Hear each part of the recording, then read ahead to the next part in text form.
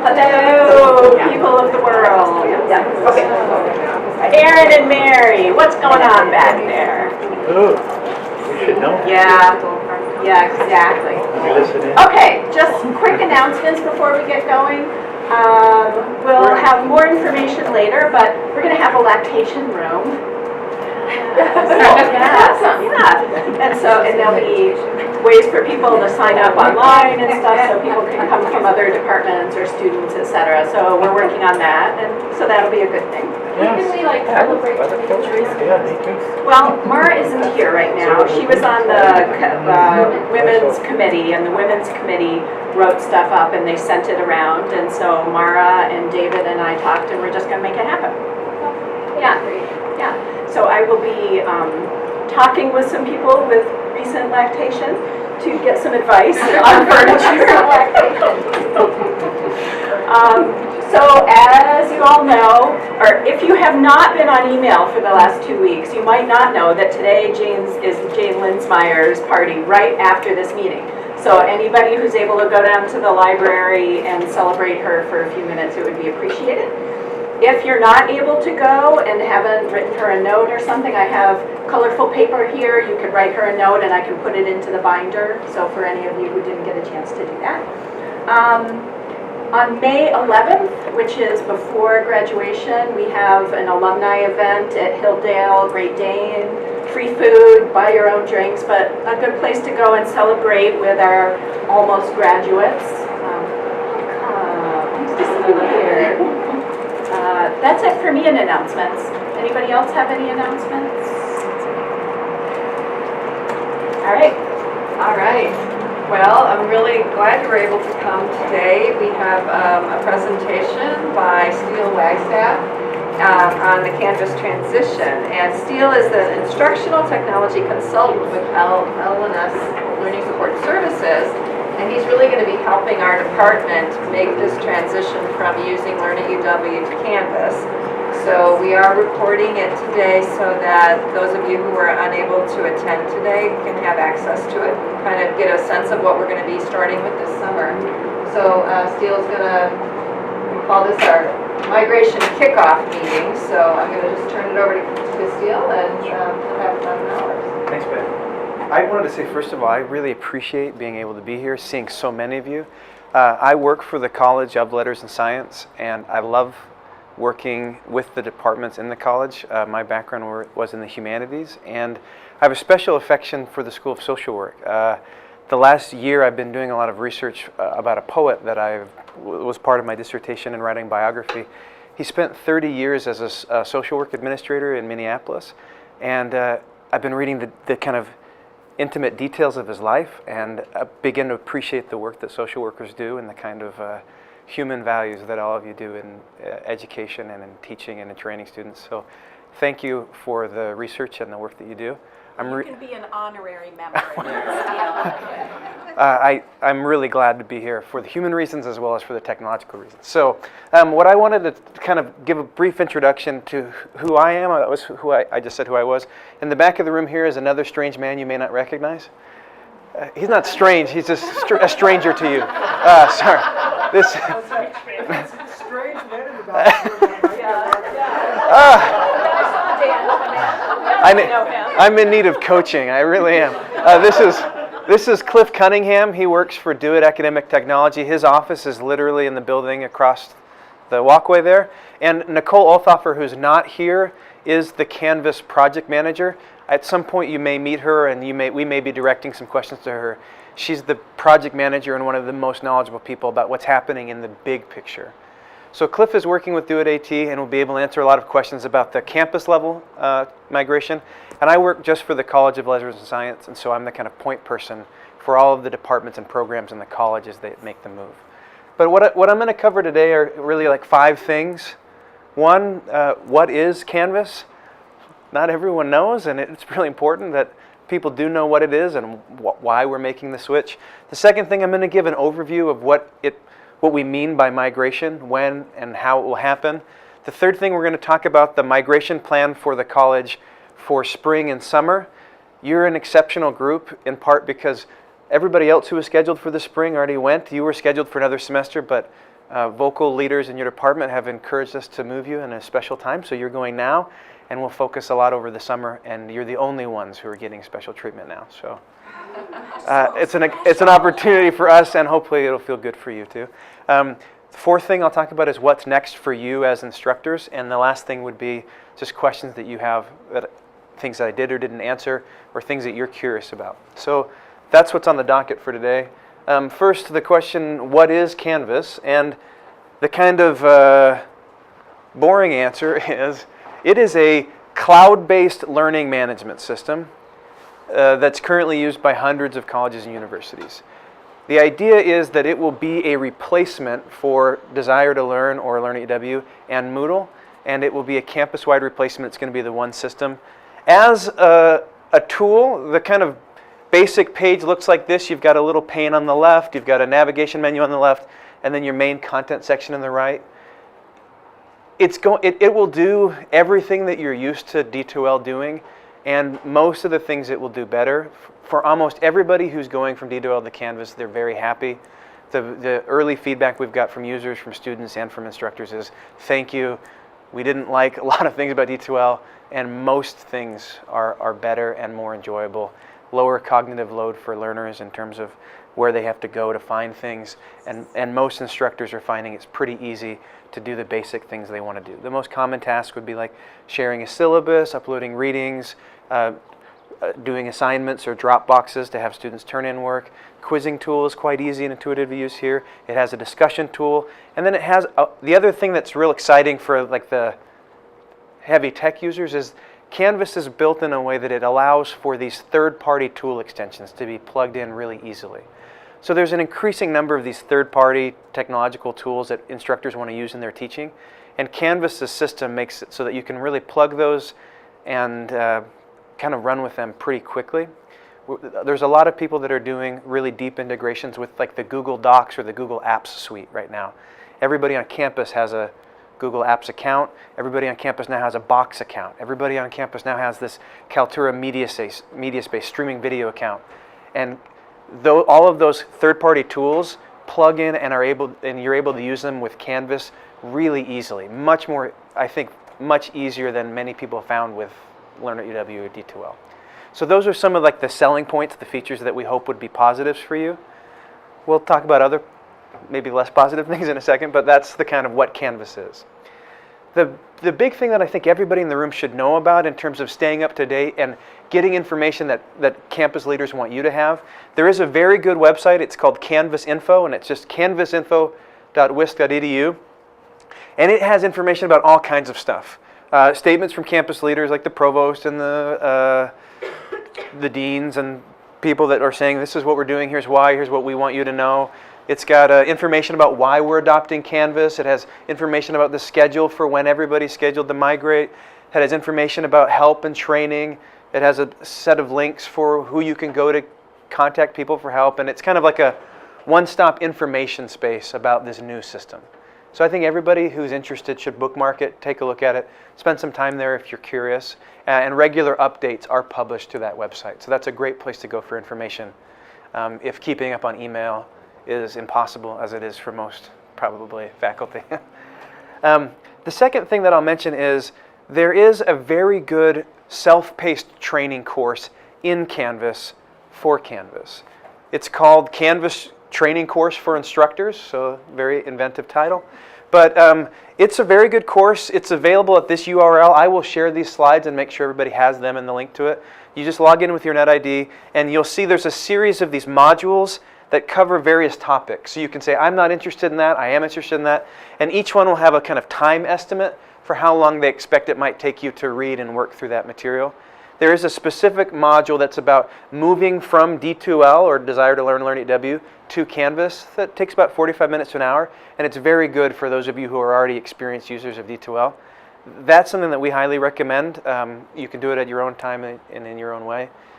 So those are some starting places for understanding more about Canvas. At the end of the session, I'm happy to take questions and give like a live demo or tour of Canvas if you want to see specific features. But that's the kind of high-level introduction to Canvas I have right now.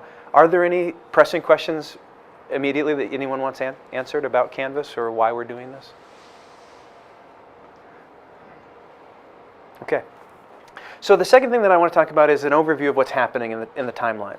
So in fall of 2016, so just the semester before this, Canvas became officially adopted as a campus-supported learning management system, which means that if you're an instructor as of fall, you could choose to teach your course in D2L or in Moodle, which I don't think anybody in social work is using, or in Canvas. For those of us that are supporting them, it means that there's 3 systems we have to support people in, and so for the next little bit, it's going to be kind of chaotic. But right now, we've started this semester, we basically divided the college into thirds because it's huge, and we're saying each semester we're going to target X number of departments. We're going to focus on performing like high-level migration services, help people bulk migrate their courses, get them ready, get them thinking about Canvas, so that the following semester they would begin using Canvas for their courses. And that's where you fit in. Right now, over the spring and summer, this is your targeted semester. We're going to provide a bunch of training and help and support resources, and the idea would be in the fall of 2017, you would all start using Canvas to teach your courses if you feel ready to do that. The reason why it's kind of a tight schedule is that DoIT and LSS we're going to be helping other departments do the same thing in the fall and again next spring. So this is going to be your time to get our undivided attention, and the resources we have for you are mainly going to be confined to this semester, because after the semester ends, we have other people that we're going to serve. And then the timeline is in the fall of 2018, that's when D2L and Moodle will be off, and it will only be Canvas. The plan is for Canvas to be the one system in place for everyone at the fall 2018 semester. So this is when we would like you to begin teaching in Canvas. This is when you have to begin teaching in Canvas, more or less. And that's the kind of timeline for all of campus. The second thing, this was a surprising figure to me because we hadn't even started the big migration efforts, but at the beginning of this semester, more than around 35% of all of the courses being taught on campus were already being taught in Canvas. Is there anybody in the room that's currently teaching in Canvas? A couple of brave souls in the back. Okay, so you're part of this number. Brief impressions so far? Has it been awful? Okay, good. I hadn't taught before, and so the idea of learning something else and then moving to Canvas seemed silly, so I started in Canvas. So it's all you know. That's one she's ever used. Okay. I love it. I love it. That's right. Okay, we'll have you talk at the next meeting we do with your experience. You'll be the expert user. It has not been too bad. Okay. That's the voice of experience. Honestly, yeah, okay. So hopefully that feels slightly reassuring. But the other thing that I wanted to show, if people are interested in the kind of bigger data, what happened was in spring of 2016, before Canvas was a choice, just over 80% of all courses on our campus were in D2L, and about 18% were in Moodle.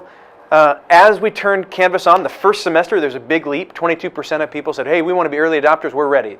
A lot of those courses were like, all I do is post a syllabus and some reading, so I'm ready. If that's what I have to use, let's do it now. And then here in this spring semester, that number leaped again. You can see that in D2L, we went from 82% to now under 60%, and we expect that number is going to continue to roll down. As your department moves, you're going to bump those numbers down. But already, I think the movement's afoot, and so far, it's been pretty smooth for most users, and we hope that it will be the case for you. That's just the larger context of what's happening. The migration plan for the spring and summer, it's going to consist of 4 things that we're going to provide. The first is happening right now. It's a department-wide kickoff or a school-wide kickoff meeting where I'm explaining to you what Canvas is and what's happening and what's going on. The second thing is, and I'll explain this in more detail in a second, DoIT through Cliff and a small army of students have performed a bulk migration of the content of all of the courses you taught in D2L in the last academic year into Canvas automatically in like a holding tank for you to review. So that's a nice service that they've been providing for our department so far, and so far it's been really nice. The third thing is that I will come back over the next few weeks and hold office hours here in your building. We haven't scheduled the room yet, but wherever you want to hold them, I'll come and I'll be available for anyone who wants to drop in and ask questions about how their courses look, how to do whatever you want to do, or any kind of Canvas-related questions. We'll have a series of those through the spring and in the summer to answer anything that you want to do with Canvas. And then if your course is really sticky or there's a bunch of kind of complex problems that we can't answer just in an office hour session, we'll make some one-on-one consultation and support available either with staff at LSS or staff at Do It to handle the kind of high-touch, very complex courses. Yes, ma'am? So you said migration of courses taught in the past year. I teach a course, I teach again next year, but I teach it for another year. Can that get migrated? Yes, as well? it can, and I'll explain exactly how to do that. So we will get to that. Great question.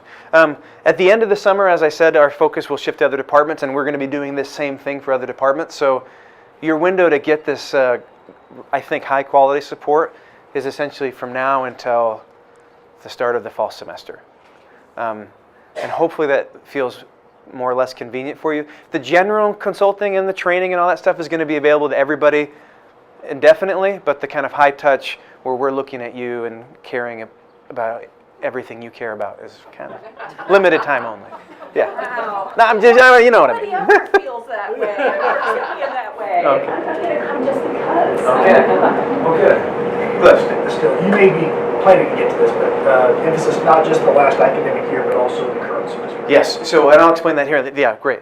So, this is kind of the workflow that we expect will happen. Is this visible to people in the back? The text is maybe a little small. Okay. So the first thing that will happen is we'll give you a migrated course. You're going to be reviewing that migrated course, and I'll talk about these steps in a second. The next thing we would expect would be you would get support and advice for any differences between D2L and Canvas or changes or updates you might want to make. That would be the time to do that, and that would be with consultants or do we want to mention?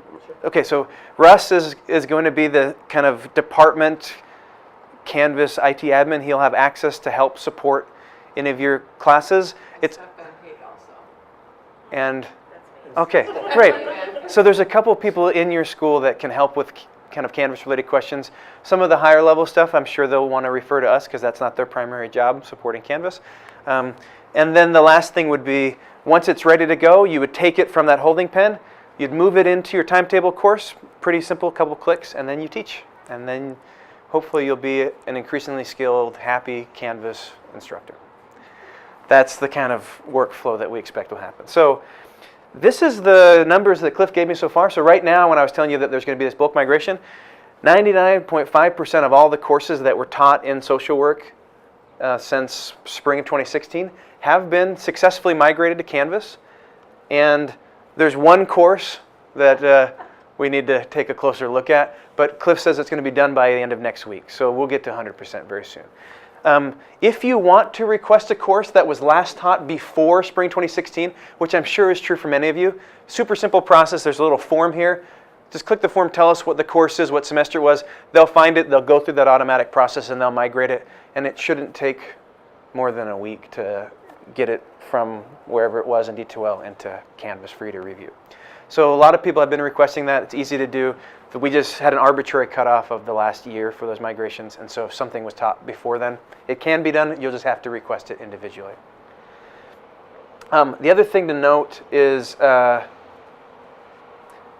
courses that you're teaching right now. We will also migrate those, but we're going to wait until the semester ends because many of you are making changes and announces and lots of updates. So after the semester ends, we'll do a bulk migration of those courses, and it will follow the same procedure that we're talking about here. It just won't happen until maybe the 3rd or 4th week of May, or June, or maybe June. Okay, early June. Okay. So what's next for you is a couple of things. First, we're going to want you to review the migrated course. So the procedure is we create an empty shell in Canvas. It's just a shell course, and it will have a title, and it will say in all caps, migrated course, course name, semester. Then the student workers took the course from D2L, the content, not your students and not your, they took all the content from that course and copied it into the Canvas shell course.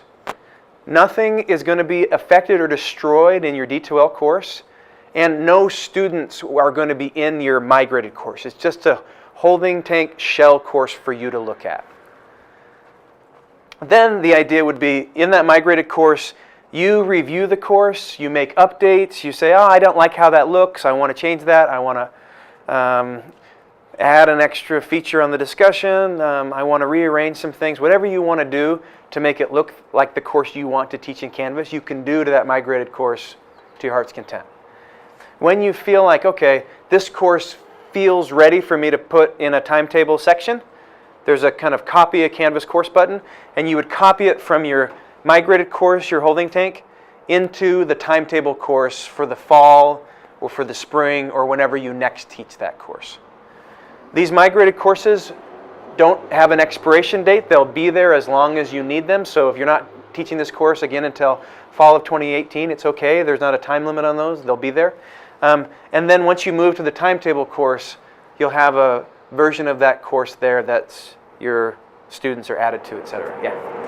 So it sounds like we're editing the migrated course. Exactly. And we're just moving it. Is there a way to duplicate a migrated course so that you keep a version that was the one you taught and you can edit the Yes. new one? Absolutely, yeah. So if you want to request that, we can totally do that. The way that you would do that would be there's a request form for asking for your migrated course. You can also just request a development course or a sandbox course in Canvas, and we can put anything you want into that sandbox course. So yeah, sure, you can do that. The other thing is those D2L courses aren't going to be destroyed. They're going to be preserved. So at any point you can say, you know, just copy my D2L course to this other sandbox course and let's start again from that. I don't think that's likely to happen for most people because you're not going to do something terribly destructive, but if you do, it's okay, we can redo it. Yes? So now when we look on the screen, it shows both. Your class shows up both Correct. ways. Is that what you're talking about? No, this is actually a totally different thing, and I'll explain that in the next slide. So what's happening, because we have these 3 systems right now, every semester, they're going to, the student information system sends roster data to both D2L and Canvas, and they make empty timetable shells for every course you have in both systems, because those are both options for you until fall 2018. It's not ideal, so you're going to see an empty D2L course and an empty Canvas course every semester until fall 2018. And the idea would be, right now you're ignoring the Canvas course and using the D2L. In the fall, you'll use the Canvas and ignore the D2L. And then fall 2018, it will just be the Canvas. But for the meantime, you're going to have these identical empty courses in 2 systems. The thing that I'm talking about with migrated courses is something entirely different. And that's what this, it'll be in the, yeah, well, here's what I'll explain. So what's going to happen is after this meeting, all of these migrated courses exist, but you haven't been added to them yet. Because we wanted to tell you about it first so that you weren't like, what did you do to me? Why? And so what's going to happen is now that I'm telling you, Cliff's going to go back and they're going to add you to the migrated course that's the kind of copied version of your course in D2L. You'll get an email which you can, it'll probably go to your spam folder because it's coming from notifications@instructure.com, and I don't know who, I mean, are you likely to read an email from instructure.com? Probably not. So this is what it looks like. This is a real thing. So if you see this email, it's not spam, it's the automatic notification that comes from them.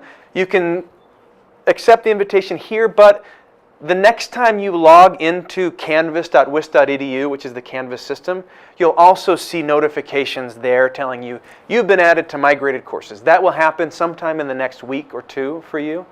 And so if you were to go in, say, in early to mid-May, you'll see all of these migrated courses in Canvas there. And you'll say, yes, accept the invitation to join this course, and that's where they'll be. The way that you'll know they're migrated courses, it'll say migrated course : instead of just the course name, which was how you can distinguish them. Yes? So for all those, there are many people who aren't here, so should we send out an email to everyone saying that they're going to get an email like this? Yeah, I They should think accept it? that's probably good to do. The other thing is you'll see a little, this is kind of how it looks in Canvas, just so that you understand, like, you'll have your little dashboard on the side, and like, for example, here's your normal course. It'll say migrated course, and it'll appear in your list of courses, and that's how you'll know one from the other. And then you'll have a little dashboard that shows all your courses, like the chemistry course. And again, on the dashboard, it'll say in all caps, migrated course. So it should be relatively easy for you to disambiguate those. Yes, ma'am? If we have have a new instructor who's teaching a course from someone Yes. else in the past, do they get added later? So we don't have any way of knowing. What we're doing is we're basing who we add on who was the instructor of record last time, but it's totally easy for us to add other instructors as we need. We just need to know what those are. So we'll just need to work out a process with whoever, I don't know what the official process you want to have with the School of Social Work is, but if you want to be added to a course that you didn't get added to, you can just let Cliff or I know, or your director, whoever we want to handle that through, and it's a simple, pretty trivial process. Betty. So Russ can do it, I can do it, Cliff can do it. And we know there's going to be a lot of cases like that where somebody else taught the course, but it's going to be yours, or it was a limited term instructor who taught it, so it's an orphaned course now, but some other faculty needs to review it. Yeah, it can be done, and there's a procedure for it. It's just after the fact, you can do it yourself. Just there's a place within the Canvas course. If you have it, it's now no longer your course. You can add it to somebody else. Oh yeah. So if you're the instructor of record in that course, but you know your colleague needs it, you could add them. But the problem is going to be like, if it's a colleague who's gone, who's in it, and you need it, then you're going to have to ask us. Okay. Yeah. Does that answer the question you had? Okay. Yes, thank you. I'm sorry, another thing I just thought of is just bearing in mind, if you taught a course multiple times over the past academic year, you will get multiple migrated courses, copies of them each semester. Just be ready for it, it's going to close. Yeah, and so if you taught the course in both spring and fall, you could probably ignore the spring version and just stick to the fall because it's a more recent one. You don't have to like carefully screen each course if it's just the same course you taught twice. So they'll be there because we're copying everything, but it's up to you to decide which of those migrated courses you need to review. And if you want to throw something away, you can literally just ignore it, and it's fine with us. So, yes. So if someone neglects to accept this email that goes to their Outlook, their clutter box, and they don't know it, will they not have it in there? No. So whether you accept the email or not, it's irrelevant really, because when you log into Canvas, it'll show you that you haven't. There's a little notification that says you're invited, and then you can still accept it from Canvas. The email is a formality, but the system itself will remind you when you log in. So hopefully you don't have to rely on a unreliable email. Okay. The other thing that you'll see is when you log into your course, Cliff and his students have prepared a nice cover page, and it's just information for you. So this cover page is going to have a couple of things. It's going to have a summary of what they did. We exported the course, we imported it here. We noticed there were 8 errors in the import, and we fixed these 6. These 2 we couldn't fix for whatever reason. So you'll get a kind of summary, you'll see your name, a detail of all this information, and then it'll give you kind of what we did and what we didn't do. That's just for you to review. It's also going to have a link to a form where if you want some extra help fixing broken links or things that they noted that were broken but they couldn't fix, and you don't want to fix them or you don't know how to fix them, there'll be a way to request help in fixing those things and reviewing it. So hopefully this will be a lot of good information that gives you a sense for what's going on and what happened. And as soon as you're done with this and you've read it, and you can delete that page. It's not important to keep anymore. It's just an informational page for you that they've made. Any questions about this? Or okay. So this is more detail than is really needed, but in terms of link fixing, some links break when they come from D2L to Canvas. Some of those links Cliff and his students are able to fix, like if it's pointing to an image or a PDF or something, they can generally fix those if the stuff's still in the course.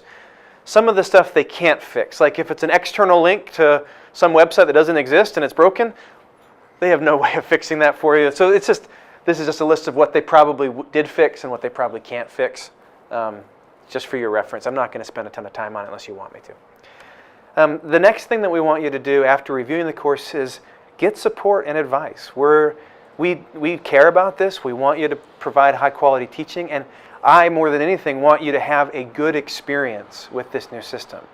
And I know that change is not awesome, and many of you were saying, I'm doing fine with D2L, I learned it, I may not want to, and I wasn't consulted about the decision to move, so don't make this bad. So we want to make it not bad for you. Essentially what I'm saying is that I know that this is not probably your first choice how to spend part of your summer. In the big picture, Canvas is going to be able to do virtually everything that you're used to being able to do, some things may be a little bit different. You can learn those things yourself, or if you want someone to help you understand what's different, we really are interested in helping make that easier, and we will sit down with you during office hours or one-on-one consultations and help explain that until you feel comfortable with it. So that's what I wanted to stress, is like there are support staff available to help you feel comfortable with Canvas and understand the differences so that you can do the things that you want to be able to do pedagogically with your students. The big things to take away here are that we're going, I'll go show this slide first. I've scheduled 3 different sets of office hours. I'm flexible on these, but this is what I put in the calendar for right now. I'll come here to the social work building on May 4th, May 19th, and June 12th for 2-hour blocks. I'll hold the open office hours at a convenient location for you, so you hopefully don't have to come far from your office. And we'll be able to answer any or all questions that you have and tell you when I don't know the answer. And we could schedule other dates through the summer as needed. It's sometimes difficult to schedule summer availability depending on people's contracts and travel and research plans, but we want to make some office hour options that if you want to attend, you can make. The other thing is that there are 2 different training session courses that are offered by the Central Campus Training that are really good intro type courses for Canvas. One of them is like a 60-minute lecture style demo that's like, what is Canvas? You just sit there and you get to watch somebody show you what Canvas is and what it does. The next 2 sessions of that are going to be held on May 23rd and June 5th in Memorial Library. Hour-long, high information. At the end of the hour, you'll know what Canvas is and what it can do. The other session is a kind of hands-on, getting started session that may be of interest to many of you if you like to go in a room and have like structured training. The next 2 sessions of that are on May 15th and June 15th in the biochemistry building that's just on, is it Henry Mall? Base of Henry Mall, yeah. So those are sessions that are available, and they are always scheduling more events for those, and I included a link to where you can find the event schedule as they post new sessions of those. Those are the kind of like scheduled times. If something from this doesn't work and you need something else, let us know and we can work it out. But our preference obviously is if you can to make one of these, try starting there first. The other thing that we've done in the College of Letters and Science is we made what we're calling a Canvas Central course. And we're trying to collect a bunch of additional information, kind of like an overview of what we covered here today in a simple, easy to find manner. We're talking about where you can go for in-person support, where you can get trainings and workshops for Canvas, the link to that self-paced online training course, some online Canvas resources, and then we're also sharing some ideas for how to structure the course and some examples of model courses so you can see how people who are more experienced in using Canvas have set up their Canvas courses to give you some ideas for what you might want to do to make your course either beautiful or functional or easier to use. That's an open course at this URL. Anybody with a NetID can go in and take a look at what we've got set up for people there. And we want to make sure that you know that that exists and is available for you. I haven't yet added the social work detail information. I'll do that after this meeting sometime.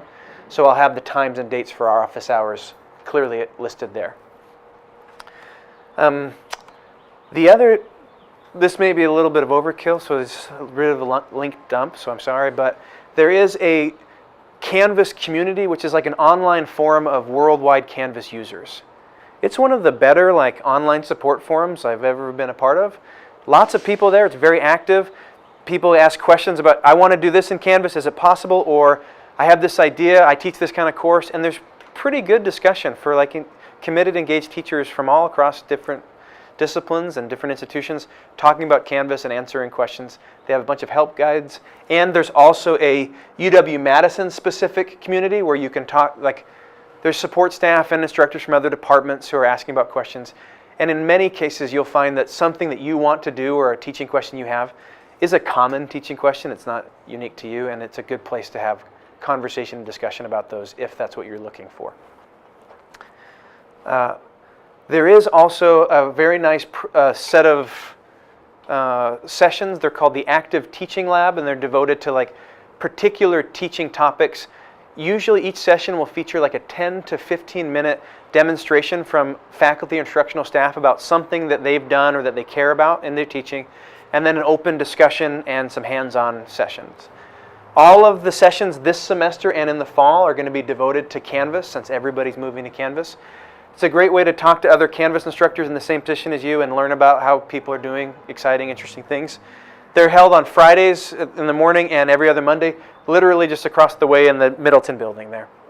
And they're terrific. If you've been doing something interesting with Canvas, they'll probably recruit you to come give a talk if you're interested. And hopefully you'll find that a rich community of practitioners that you can contribute to and take insight from.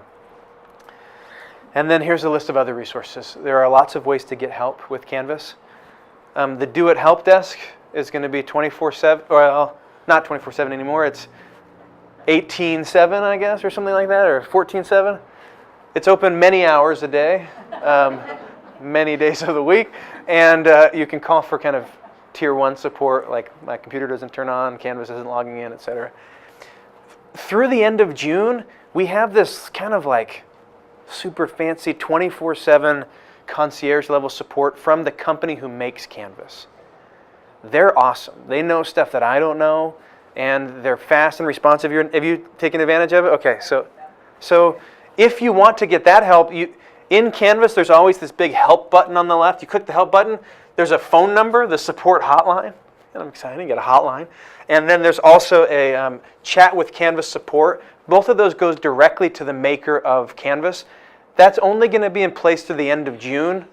And the start of the new fiscal year, we're transitioning to providing all the support locally.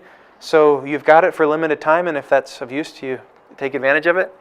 There's the hands-on training workshops that Do It offers I mentioned earlier. And you can do one-on-one consultation with some Do It AT staff or someone from LSS if that's what you're looking for. I just talked a lot and ran through a lot of things. The final kind of component from this is you've reviewed your migrated course, you're thinking that it's ready to go. The next step is going to be to take all or part of that migrated course and move it into a timetable shell. If you decide, hey, that migrated course isn't the direction I'm going, I've totally redesigned my course, that's fine. You can scrap it. You could request an empty development shell or just start building in your fall timetable course. And when you're ready, our idea would be that at some point you just start teaching in Canvas and that you do it from the fall 2017 semester onward. And then it becomes the new LMS that you love or hate, just like Desire to Learn was the LMS that you loved or hated. Hopefully that feels a little normalizing. And that's really the kind of last step in the process. So I talked a lot and I tried to go at pace there. What questions do you have or things that weren't answered in the presentation that you're curious to know more about? I just have like a timing question as far as if it's, I have a class that starts, well, 2 classes that start in August, and then they also go into the fall, but they're separate classes. Yeah. So it sounds like this would be migrated soon enough, as long as I get on it right away. Sure. And look at it, that it could be ready by that time, maybe by August? I think so, yeah. So they'll be ready for you to review like next week. They're already there. We're just adding you as instructors over the next week or so. So yes, I think it could be.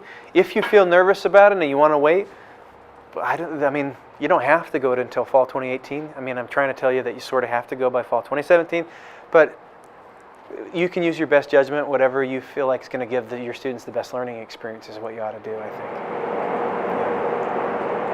Some faculty, just as a suggestion, have actually tried to maintain concurrent. They'll stay with D2L because they know D2L is already successful in D2L, and they'll just walk their Canvas course along with them through the course of the semester. So that by the time they're done, so every time assignments come up, they'll be tested on the Canvas to make sure it looks good. By the time it's done, the semester is over, they've finished in D2L, and now they've got a Canvas course that's in a really good place. And when Cliff's saying concurrent, the students are only seeing one of them. Don't please don't do it. Oh, yeah, the students are seeing the D2L course, but the instructor's like shadowing it in Canvas for themselves. You're making me sweat, Cliff. Other questions that people have about Canvas or what we've just covered? Okay, so we've got 15 minutes here where I can give a hands-on kind of live demo of what Canvas is and does. Are there specific things that you do in your course that you would like to see that Canvas do that I can show you live? Yes? Grading, like grading. Grading, okay. Gradebook? Not gradebook, grading of actual assignments. Oh, okay. Written assignments. Perfect. That's one of the things that people love most about Canvas. It's got this speed grader application. That's quite good. And I'll show you that, sure. Other things that people would like to see? You said something about quizzes. Can you do like live quizzes in class? Yes and no. There's like Canvas has a polling tool, and there are some third-party tools that let you do live quizzing. Moodle had a live quiz feature. I don't know if you were using that. Okay. The answer is it depends and kind of. So let's talk more in detail about specifically what you want to do, and hopefully we'll make it work for you. Yeah. So what is the quiz feature? The quiz feature is you build a quiz that students would then take online. It isn't always administered live, like with the time restraints, but yes. Could you show us the polling thing, just Yeah. on the list? Then I'm curious about that too. Okay. You're asking hard questions. I wasn't prepared. I didn't think anybody would ask about that. That's great. Anything else that people would like to see? Okay. So what I did was I just went to canvas.wisc.edu. I'm logging in with my NetID, and here's the user dashboard. This is what you're going to see. Once you've been added, there'd be these green things. You've been invited to join this course. And then click the green accept button. So even if you don't read your emails, you'll see these little invitations like that. You'll also see a big box here that says, need help learning Canvas? Here's the Canvas training course for instructors, the one that I mentioned being very good. So that will live there in your dashboard right there. And on the left-hand pane, here's all of your administrative stuff. You can set your profile and your settings and turn notifications on and off. By default, Canvas has notifications kind of turned up to 11, and almost none of you will want frequent email notifications if you're a sane person. So turn those off, and you can do that from that notifications thing, and you can customize when it bugs you and when it doesn't. The other thing that's quite attractive for many people about Canvas is it makes a mobile app that runs on Android and on our iOS systems, on phones and iPads. The Canvas app you download, and it is a pretty fully featured LMS from the app, and there's also a grading app that goes with it that you can do pretty quick, robust grading from your phone or from your iPad, and that's something that a lot of our mobile-based instructors have really enjoyed having. High reviews and high marks from that. That's different. D2L did not perform very well on mobile devices if you ever tried. So far so good with that. I will come into an example course and show you a couple of things here. Now, on the left-hand side, you'll see a whole bunch of different options. The things that are in black are the things that are set to be visible to your students. And the things that are in gray are things that could be visible to your students but that currently aren't activated. So you'll decide which features of the course you want them to see and which features you don't. And the way that you do that is through the kind of settings view. You'll have a little thing that says navigation, and you can just decide what's visible and what isn't. The main organization that most courses use is the Canvas modules feature. And modules look like this. You land on your course. This is kind of like the content viewer in D2L, those of you who use the content viewer. You have the ability to make a module, which is like a bucket or a folder. You make a module, and a module can contain really anything that you want in Canvas. So in this course, we have a 0-week module that helps them understand how to use the course, et cetera, et cetera. Then there's a module that's called Live Course Multimedia. If I wanted to add something to this module, I would just click the plus button, and then Canvas says, what do you want to add? I can add an assignment, I can add a quiz, I can add a file from my file picker, I can add a content page, which I put whatever content I want on it, I can add a discussion, just a text header, a link to some external URL, or a third-party tool link that I want to include. So from that menu, you can basically add anything that Canvas can do right there in your module. Most people who are building the course say, turn everything off pretty much except modules, and I just put everything in modules so that a student navigates their way through my course just by interacting with the modules page. It's a simple, pretty clean design. There are lots of other ways to do it, but that's a pretty common way. Can I ask a question about that? When you Sure. migrated stuff, is it going to be, like if we already had it in the content, will it Yeah. be in the module already? It will. The content viewer will basically translate to the module viewer with very few exceptions. So yeah, this is the phrasing and language is different, but basically every tool in D2L has a one-to-one correspondence to Canvas, and they pretty much more or less transfer over. So a quiz in D2L will be a quiz in Moodle. Discussion forum in D2L will be a discussion, or in Canvas. The assignment, the Dropbox will be an assignment in Canvas. So it's slightly different terminology, but the functions are pretty much identical. Someone wanted to know about graded, how grading works. So what I'm going to do is add a new assignment. I'm creating an assignment. It's going to be called paper number 1. And I've just created this assignment. I come into the assignment. You don't need to see all of this, but I would make some settings here and say, turn in your paper. And as I scroll down through my settings, I'd make this worth 10 points, display the grade as points, submission, you make an online submission, and I want you to do file uploads, and I want them to be doc or docx's. And then I'm going to say save. You could add a due date and all the kinds of stuff you're used to doing there. So I've just made an assignment here. If I come back to the module, students would see the assignment right there in their module as soon as it is published. So there's a nice little feature that lets you view this course as a student would view it. If you come in the settings and click that student view choice in the top right, this is going to show me how my course appears if I were a student. And there's a big hot pink bar at the bottom that shows you, you're in student view. This is not how it looks to you, it's in student view. So they would come to modules, and they would scroll down, and they would see this paper assignment. It's going to say, turn in your paper. I'm going to say, submit an assignment. Hopefully there's a document on this computer. Let me make one. Is there a Word on this computer?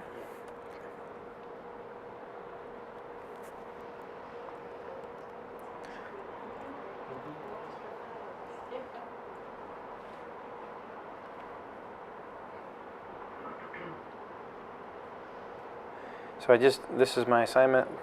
Probably won't be graded very highly, but.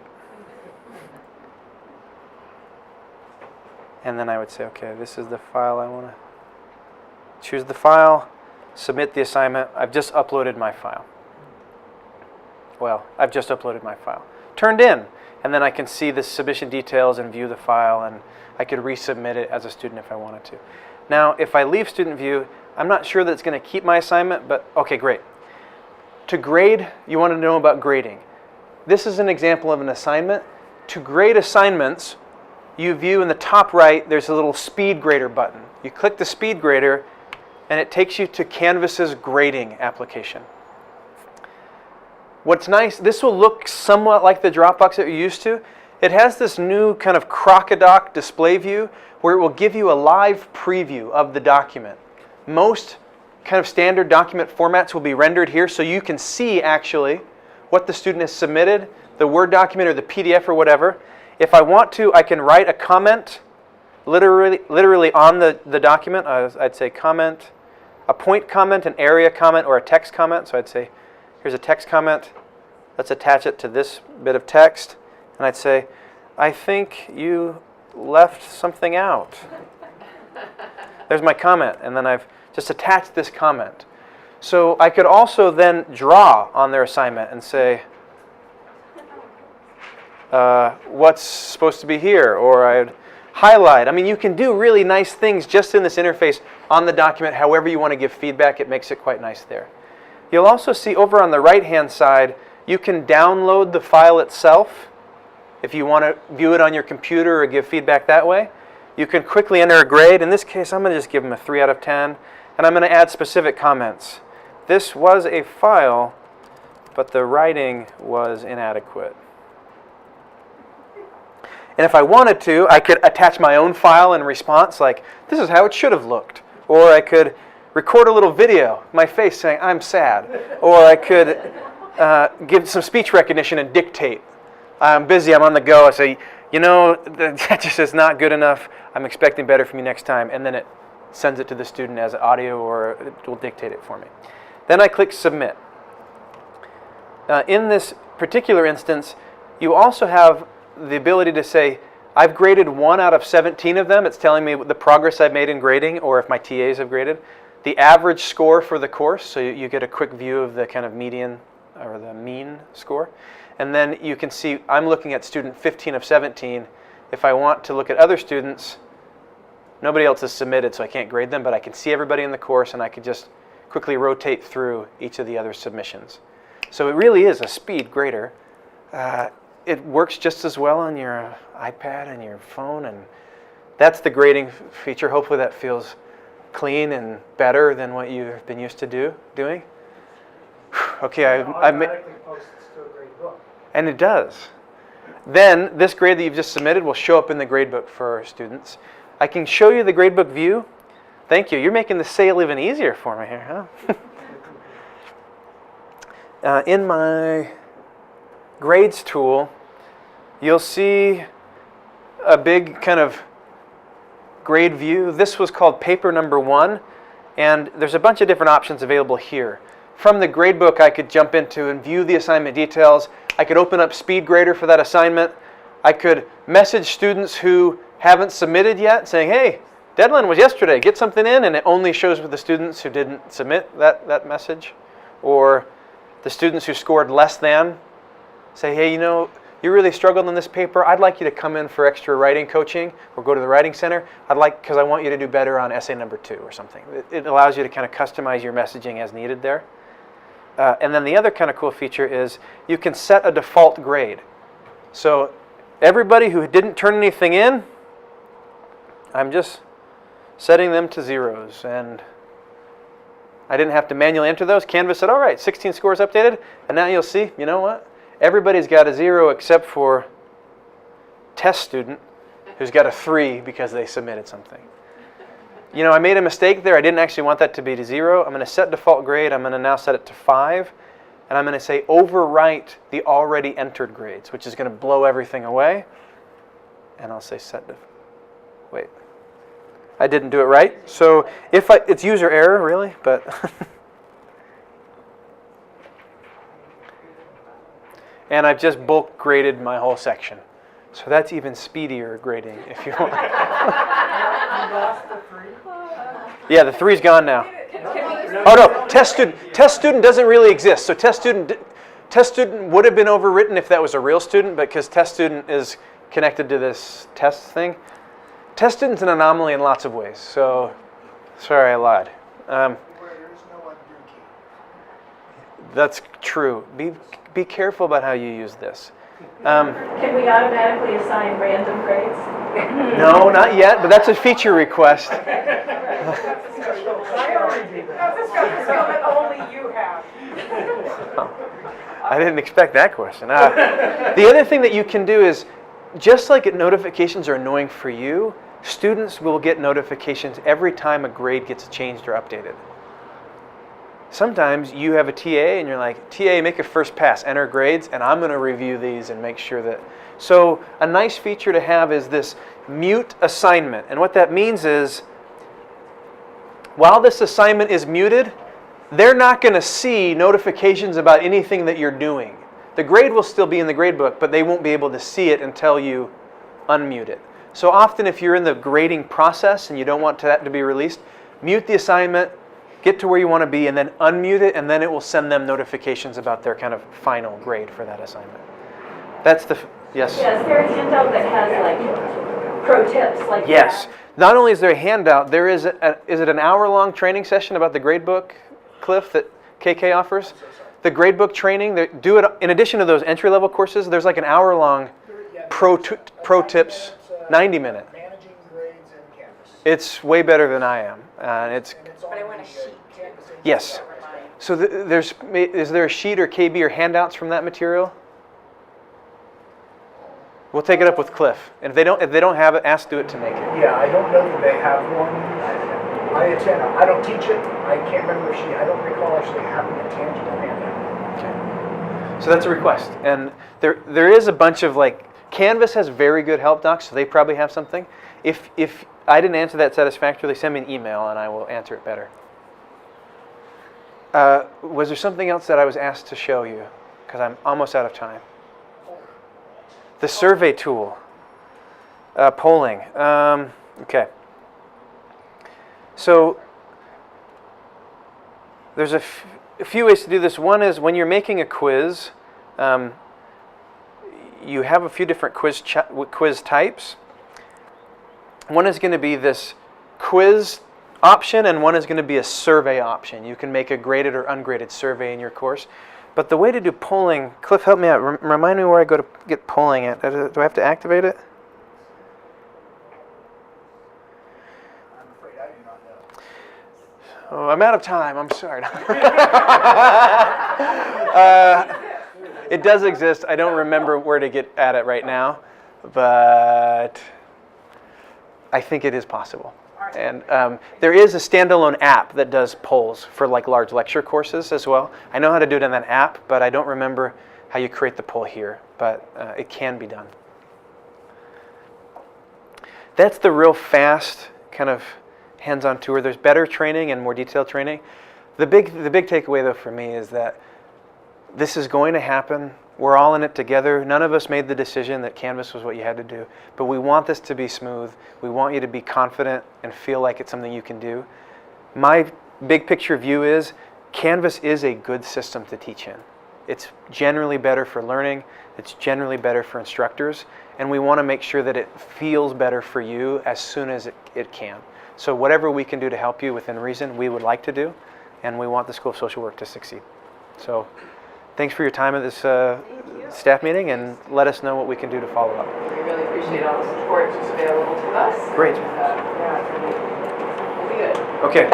I didn't bring cards, but you can circulate my email, and I'll share these slides with you very soon.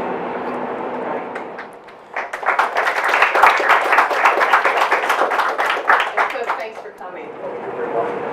So picture, if we don't wait till August to plan all our courses for fall, if in late May and June we all make our plans, think how good it will feel at the end of August. Don't you look skeptical? Let's encourage each other to get on this early in the summer and, make the transition.